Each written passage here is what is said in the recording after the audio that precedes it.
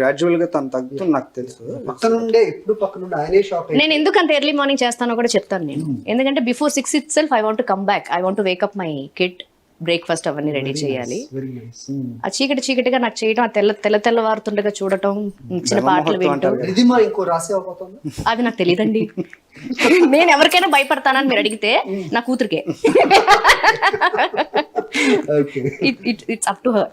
ఎందుకంటే మీరు అంటే ఆ ఏజ్ కంటే చిన్నప్పటి నుంచి వచ్చారు కదా, అనిపించదా ఎప్పుడు? లేదు, అలా అనిపించలేదు. బట్ కమెంట్స్ లో నాకు I'm getting comments that why don't you introduce your kid అనేసి. Child artist.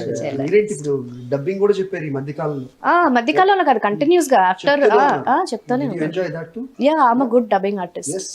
So feature film సినిమాల్లో వస్తున్న మీరు ఇప్పుడు సినిమాకి ప్యారలల్ గా ఏదైనా పెరుగుతుంది అంటే కనుక ఓటీటీ.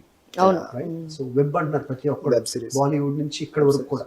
సో ఆ అవకాశాలు ఉన్నాయి రాసి చేసి? I'm doing it. I mean I'm accepted. చేస్తున్నాను. ఈవెన్ శ్రీనివాస్ గారు కూడా చేస్తున్నారు. నేను నాది ఆల్రెడీ జరుగుతుంది. డైరెక్ట్ చేస్తున్నాను.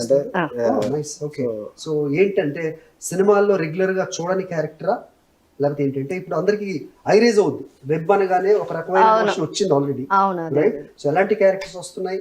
రాసి ఇంతకు ముందు చేసిన ఆవిడ ఏదైతే ఉందో ఆ స్టేచర్ కి ఏ మాత్రం తగ్గకుండా ఉండాలని చూజీగా వెళ్ళటం అనేది. నేను వెబ్ సిరీస్ నేను యాక్సెప్ట్ చేశానంటే అది కూడా ఇట్స్ గుడ్. సైమల్టేనియస్ గా వెళ్తాం. అవునండి, రైట్ సార్. సో యా, అందమైన రాసి తో పాటు మిస్ అయింది అన్నారు కదా ఒక ధనరాశి, అది కూడా మీకు బాగా రావాలని రైట్ మనస్ఫూర్తిగా సాక్షి కోరుకుంటాను.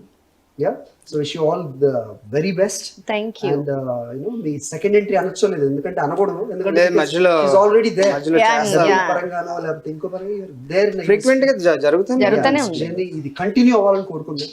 సో ఈ కంటిన్యూటీలో మేము ప్రేక్షకులు మేము ఏ విధంగా చూడాలనుకుంటున్నాం ఆ విధంగా మీరు కనబడాలని కోరుకుంటున్నాం. తప్పకుండా. Thank you so much for being with us. Thank you.